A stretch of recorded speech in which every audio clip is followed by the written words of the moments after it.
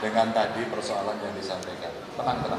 Pertanyaan jadi. Baik, pertanyaannya mungkin dari pihak pemerintah bagaimana menyiapkan lapangan kerja, karena kalau kami sendiri yang buka lapangan kerja dan akhirnya nihil seperti itu. Terima kasih. Bagaimana menyiapkan lapangan kerja? Ada dua.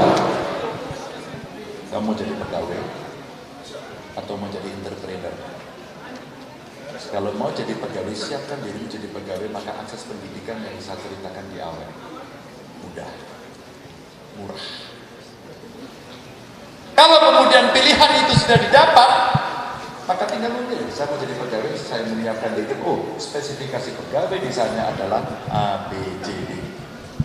Kamu siapkan bisa berkompetisi. Kalau tidak, siapkan dirimu untuk menjadi entrepreneur. Maka satu harus punya skill untuk menjadi pengusaha. Dua, punya pemahaman literasi bisnis seperti akses permodalan. Dan jangan khawatir, ada banyak pelatihan yang bisa dilakukan. Mulai dari kapan? Mulai dari sekarang. Apa bisa dilakukan pemerintah? Menggali bakat anak-anak kita. Talent scouting. Begitu itu sudah apa? Ada ekstrakurikuler yang bisa diberikan. Contoh, ketika saya ketemu dengan anak muda, ketika saya menjadi gubernur Jawa Tengah, usulan, udahlah Pak Medan, nggak usah banyak cincong. Pak, kami ini punya keterampilan yang beda-beda. Bapak bisa sediakan kreatif hub.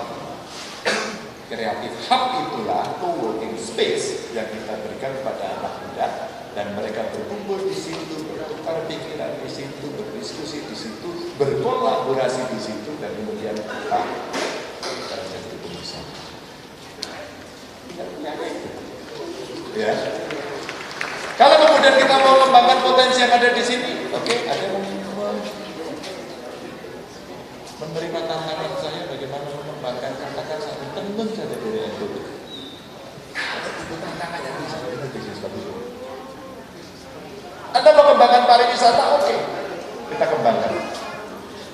Pak, jangan digusur, Pak, oke, nggak usah digusur. Tapi apa kesempatan yang bisa diberikan? Ini saya kasihkan contoh yang penting. Kreatif hub, simbol penghubung ekonomi kreatif dan pariwisata. Contoh pariwisata, Bapak. Kita punya sebutan sebenarnya potensi-potensi. Jadi jangan khawatir, para anak-anak muda terlibat.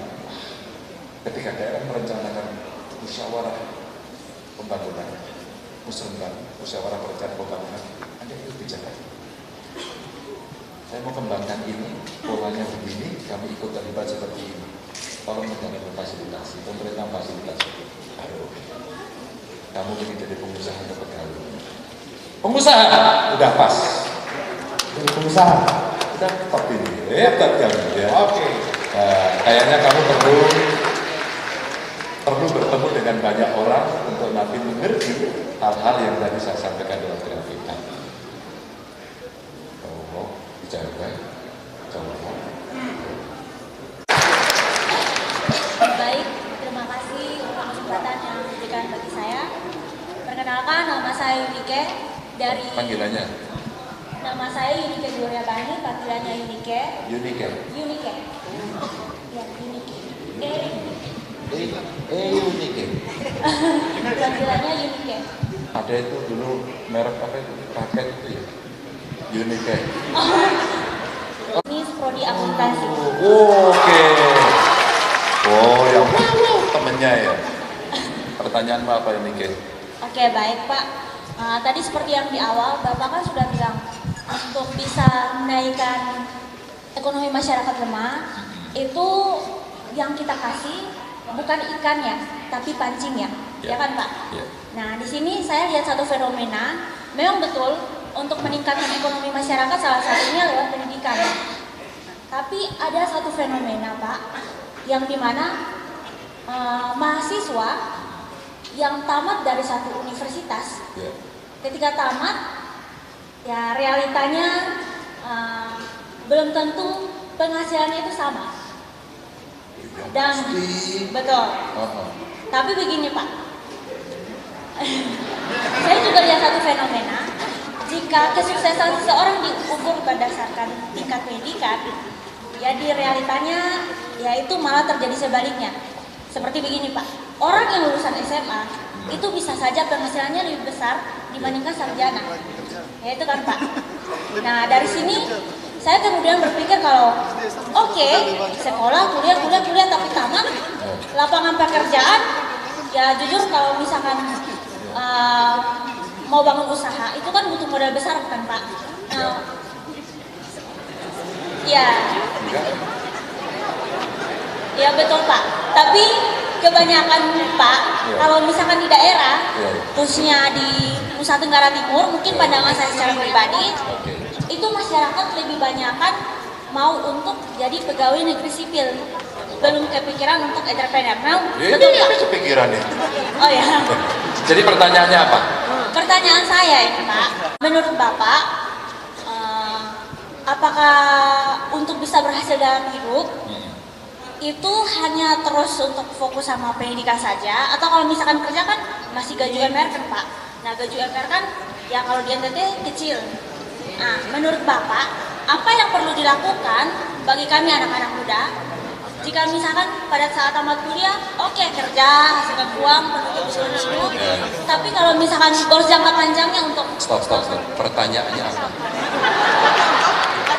Ini latihan merumuskan pertanyaan, nggak apa-apa. Coba, kamu simpel aja sekarang pertanyaan. Pertanyaannya Pak, bagaimana caranya agar kami sarjana yang bakalan tamat Pak bisa tetap punya penghasilan, tapi bukan gaji UMR, tapi penghasilannya besar. Oh, cocok. Orang gaji besar itu kerjanya di mana sih? Kalau biasanya kalau misalkan di bidang digital, Ada. Kalau orang mau bekerja gajinya besar itu menurut kerjanya di mana sih? kalau mau gaji besar pengusaha Pak. Kalau Pengusaha nggak pegawai. iya, kalau kerja mungkin levelnya CEO Pak. Mungkin berarti Teman-teman gini ya, ini pertanyaan bagus, tapi siapa? Kami pengen dapat duit banyak, kami pengen bekerja. Pertanyaan simpel aja. Orang ini berproses. Saya bisa sampai berdiri di Undana ini, itu bukan tiba-tiba. Ya. Bukan fasilitas. Oke, UGM kalau lama tidak, tapi ilmunya dalam, maksudnya begitu. Kami bekerja pertama juga mimpinya seperti ini, tapi kami tidak. Maka kamu harus belajar. Bahkan gaji pertama saya itu untuk membayar kos-kosan saja pas. Maka otak kita berpikir bagaimana kita survive. Kita harus bukan lulus duduk manis minta bayaran mahal. Tapi bisa nggak Pak? Bisa. Maka saya tanya, bayaran yang rata-rata tinggi apa? BUMN. Tinggal kamu siapkan diri ke BUMN karena itu perusahaan MNC, multinational corporations, perusahaan asing boleh bayarannya tinggi.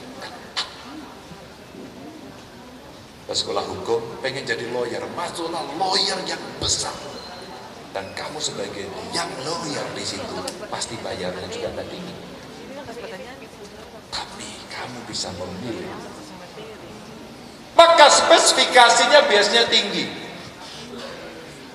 BE-mu bagus, bahasa asingmu bagus, gitu kan? Itu ukuran fresh graduate. Dan kamu punya nilai plus yang lain. Jika itu kamu miliki, kamu akan dapatkan itu. Gampang ya. Tapi jika tidak kamu miliki, maka kamu harus mempersiapkan itu. Yang kedua kemudian jadi pengusaha seperti tadi teman. Dan proses itu dilalui. Saya masih ingat dulu kerja dengan dibayar 300.000 dan saya kesulitan untuk membelanjakan. Maka saya ikut membantu dagang apapun. Dan saya juga tidak mau berhasil. Pernah dengar nama Atta Halilintar? Pernah.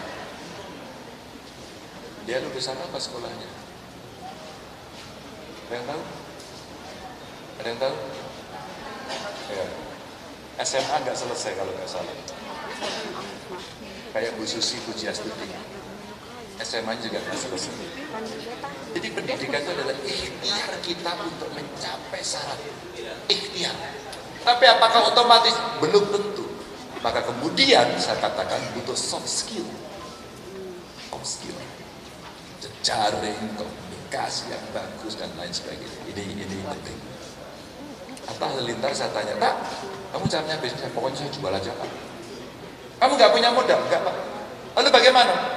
Saya umum ada tetangga-tetangga, ada barang yang mau kita jualin, dia ketuk pintu. Ada ini kulkas bekas mau saya jual, aku jualin ya.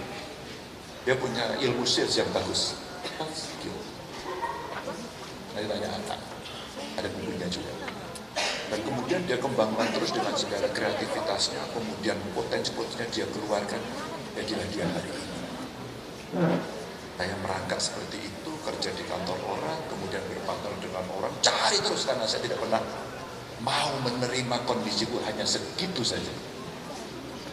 Kemudian saya ke politik, jadi anggota DPR, bertarung di sana, ketemu masyarakat, kemudian buang, ayo kamu ke daerah sana, fight untuk jadi gubernur Jawa Tengah, kita fight, men-challenge incumbent, dan kemudian kita tanya, apakah kita menyiapkan diri? Ada nggak di paparan saya gambaran Ganjar Pranowo, Xi Jinping, dan Obama?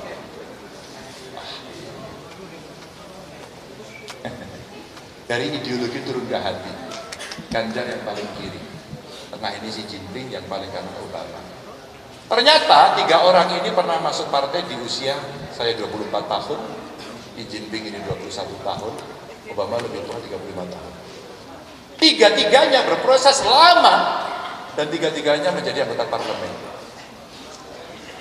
Hah? Instan? Bung, mie instan aja dimasak dulu, Bung. Mie instan aja dimasak dulu. Saya menjadi anggota DPR usia 36. Presiden Xi Jinping menjadi anggota DPR Kongres Legislatif usianya lebih tua, 54. Ya. Dan Obama bareng sama saya usianya, 36. Jadi anggota parlemen. 2 mereka sudah jadi presiden. Oke. Itu proses yang sangat panjang sekali. Kami bukan siapa, bukan anaknya siapa-siapa. Bapak saya orang yang hebat, polisi pangkatnya tidak tinggi. Ibu saya lulusan SMP, bapak saya lulusan SD. Tapi saya bisa menggapai itu, saya diperhitungkan karena insya Allah saya punya ilmu. Saya sekolah, saya menjadi aktivis, saya diam. Kita demo juga, kita kritik juga, tapi saya memilih masuk sistem. Oke, geser. Siapa tadi yang belum? Kamu. Oke. Ya. Terima kasih Dionisio di Nova Valadares. Panggilannya Doni. Doni. Ya. Kamu dari mana, Don? Saya dari Fakultas Hukum. Hukum. Ya. Ada supporternya. Don, apa pertanyaanmu, Don? Baik, terima kasih Bapak. Karena saya dari melihat kondisi dan situasi Indonesia saat ini, Bapak, Ya. di mana korupsi itu sangat merajalela, Bapak. Oke. Sangat merajalela, seperti korupsi pejabat. Tantangan ini menjadi suatu yang sangat sulit bagi kami, generasi milenial, khususnya dalam menyongsong generasi emas tahun 2045. Oke. Jadi pertanyaannya? Iya Bapak. Bagaimana? Jadi pertanyaan saya gini Bapak. Ya. Pertanyaan saya, bagaimana langkah-langkah atau upaya preventif yang akan dilakukan oleh Bapak jika Bapak nanti terpilih menjadi orang nomor 1 Republik Indonesia? Ada interpretasi atau pandangan Bapak itu berbeda dengan partai politik karena Bapak selain sebagai kepala pemerintahan juga sebagai kader partai politik. Ya. Terima kasih Bapak. Saya 10 tahun jadi gubernur. Saya sudah memutuskan sendiri. Bagaimana cara tidak korupsi? Dicontohin dulu dari pimpinan tertinggi. Kalau pimpinan pimpinan tertinggi tidak minta-minta setoran, maka bawahan bisa kita tendang. Halo, kamu jangan minta-minta juga ya. Kalau kamu minta-minta saya pecat. Kalau pemimpin tertinggi membuatkan sistem yang fair, maka siapapun yang akan menduduki jabatan melalui promosi terbuka. Bukan jual beli jabatan, dikontrol sendiri. 2. 3, cegahlah sistem agar tidak korupsi. Maka ada 3 syarat. Regulasinya mesti kuat. Regulasi pada sistem kelembagaan yang bisa menghalangi. Dan terakhir, pilihlah aktornya. Aktor yang punya integritas tinggi. Saya beberapa waktu lalu datang kepada Ibu Mary Hugeng. Hugeng adalah Kapolri legend di Indonesia. Hebat dia. Bahkan mobil dinasnya pun, mobil dinas dipinjam orang, tidak dikasih. Karena apa? Karena ini punya negara. Ibunya jualan bunga di rumah, pada saat kemudian beliau jadi Kapolri, beliau ceritakan, hai anak buahku, jangan pernah dan saya larang kamu membeli bunga di tempat istriku. Karena apa? Pasti kamu ingin melarisi dia karena jabatanku. Wow. Maka hidupnya sederhana. Itu. Kecuali kalian pengusaha. 3. Regulasi bagus. Kemudian sistem kelembagaan yang jalan dan aktornya bagus. 10 tahun itu kemudian ketika kita berbeda, kita berani memutuskan sendiri. Hasilnya ini. Mana tadi? Buka lagi, Bu. Hasilnya ini. Nah. Gampang. Ini yang terjadi. Bagaimana cara kita melakukan itu? Saya contohin. Maaf kalimatnya. Teman-teman gak usah store saya ya. Sudah ada jatahnya dari negara. Teman-teman kalau mau jadi pejabat silahkan ya, Anda promosi saja, nggak usah dekat-dekati saya. Kenapa? Setelah itu, sistem pemerintahan berbasis elektronik dilaksanakan ya, maka kemudian kita bisa mengontrol itu dengan mudah dan cepat. Hasilnya apa? Hasilnya survei ini. Kami hanya bisa membuktikan atau memberikan bukti, bukan janji. Ini kayak politisi biasanya. Thank you. Oke ya. Terakhir. Ya. Cek, selamat sore untuk kita semua. Ya, Izin Bapak Ganjar dan rekan-rekannya dan para tamu undangan yang berada pada. Ya, sedikit baru perkenalkan. Okay. Perkenalkan, nama saya Trio Putra Dewa, biasa disapa Trio. Saya kuliah di Universitas Muhammadiyah. Trio namanya. Ada nomor 3. Keempat, tapi ketiga dari laki-laki. Oh iya, oke lah bapakmu gitu ya. Oke, Trio. Kamu kuliah? Kuliah di Universitas Muhammadiyah Kupang. Saya di jurusan Fakultas Hukum. Sama dong. Wadah yang dari Universitas Muhammadiyah mana? Dari teman Fakultas Muhammadiyah. Oke. Trio, apa pertanyaannya? Yuk. Pertanyaannya seperti yang dijelaskan dan dipertanyakan oleh teman-teman saya dan rekan-rekan saya tadi Bapak, saya cuma satu pertanyaan. Ya.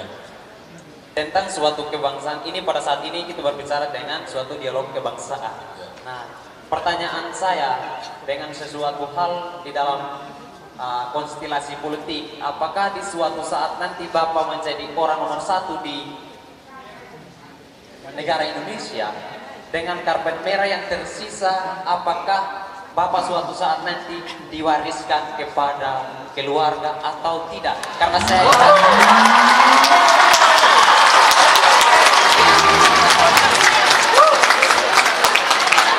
ini pertanyaannya itu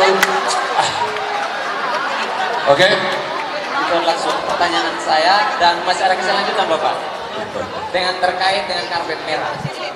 Pada saat ini juga karpet merah adalah tempat jalan kita bersama tadi dengan Pak Ganjar Pranowo. Masih ada karpet merah yang tersisa di Kabupaten Sumba Barat Daya.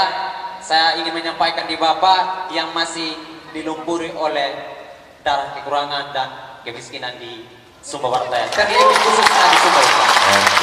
Saya bukan mewakili pemerintah Sumba Barat Daya. saya hanya menyampaikan aspirasi saya selaku anak muda yang mau berkarir juga seperti Bapak suatu saat nanti. Selamat sore untuk semua. Trio, Pengen Bapak. pengen tepuk tangan. Ini kayaknya mesti saya kader ini. Ya kamu masuk PDIP aja. Sorry lo ya. Sorry gini. Kamu boleh masuk partai lain. Tapi saya ini dikader dari kecil. Dari mahasiswa. Dan saya bisa menjadi mentornya Trio. Ya, kalau anak muda kita aja seperti Trio, kita siapkan betul. Maka saya tunjukkan tadi, saya usia berapa masuk partai? Kamu usia berapa sekarang? Dua-dua Pak. Ah, pas. Dua-dua pas kan? Kalau kamu 2 tahun ini sudah masuk partai, apapun lah, ikut saya lebih baik. Siap Pak. Nanti dulu, gini. Kalau dia ikut yang lain, siapa yang berani statement menjadi mentor? Belum tahu. Kalau ikut saya, udah pasti mentornya saya. Mentornya kira-kira siapa? Mentornya pernah menapaki dan sukses. Maka kalau saya mau bicara, Trio, kamu pengen jadi bupati? Begini caranya. Ini langkahnya. Kenapa Pak Ganjar bisa ngomong, saya 2 periode terpilih kok? Iya. Apa yang mau saya ceritakan? Memberikan semangat pada anak muda. Pertanyaan saya satu, saya mau jawab dengan pertanyaan. Kalau kamu jadi bupati, korupsi enggak? Nah, Bagus. Jawabannya udah tegas, tidak. Pernah lihat uang 1 miliar? Pernah lihat uang 1 miliar? belum pernah Pak. Belum. Kalau suatu ketika ada orang datang, Pak Bupati Trio, ini Pak, sekedar untuk oleh-oleh saja. Tak di depanmu. Dadah. Terima kasih Pak. Apa yang kamu lakukan pada si uang itu? 1 miliar men. Saya bisa menjawab Pak. Hah? Saya bisa menjawab. Iyalah jawablah. Nah, dengan pertanyaan Bapak tadi itu juga adalah simbol balik dari suatu istilahnya simbiosis mutualisme. Pertimbangan balik antara masyarakat dan pemerintah dengan uang sedekah itu yang diberikan kepada saya, maka dengan cara saya sendiri saya akan melayani masyarakat yang terlena dengan kemiskinan. Duitnya mau kamu apain? Uang itu saya akan memberikan kepada masyarakat yang menjadi utama kemiskinan, Pak. Uangnya akan diberikan kepada masyarakat yang miskin. Betul itu? Siapa yang mengatakan itu betul, angkat tangan. Siapa yang mengatakan itu salah, angkat tangan. Pelajaran sore hari ini dan mengakhiri pertemuan saya adalah itulah namanya gratifikasi. Suap. Tapi saya berikan kepada orang yang berhak. Rakyat saya, no, salah. Kamu harus tegas menolak ini. Sorry, tidak. Pergi kamu. Wah, itu baru oke. Masyarakat miskin akan saya apakan? Akan saya siapkan. Karena jabatan saya sebagai bupati. Siapkan anggaran, saya bicara dengan DPRD, mari kita entaskan kemiskinan programnya A, B, C, D. Dan kemudian, Pak Ganjar, lihat Trio nanti. Saya siap sebagai anak muda debat di depan panggung. Gitu. Untuk menurunkan kemiskinan dan memberantas korupsi. Itu. Oke nggak? Siap, Pak. Tinggal apa? Latihan. Siapa yang melatih? Siap, Pak. Gak tahu nih siap ini beneran nggak? Benar, Bapak. Beneran? Benar. Besok pagi kamu datang ke DPC minta KTA. Siap, Bapak. Oke. Loh, teman-teman, ini saya sampaikan sesuatu yang konkret agar ini bisa dilaksanakan. Kita menyampaikan terima kasih. Mudah-mudahan yang sepenggal ini bisa memberikan cerita kepada kita semua akan kemana dan bagaimana persiapan kita. Assalamualaikum warahmatullahi wabarakatuh. Baik, terima kasih adik-adik sekalian. Sekali lagi kita berikan aplaus buat Mas Ganjar. Ya, adik-adik sekalian, jadi pemaparan.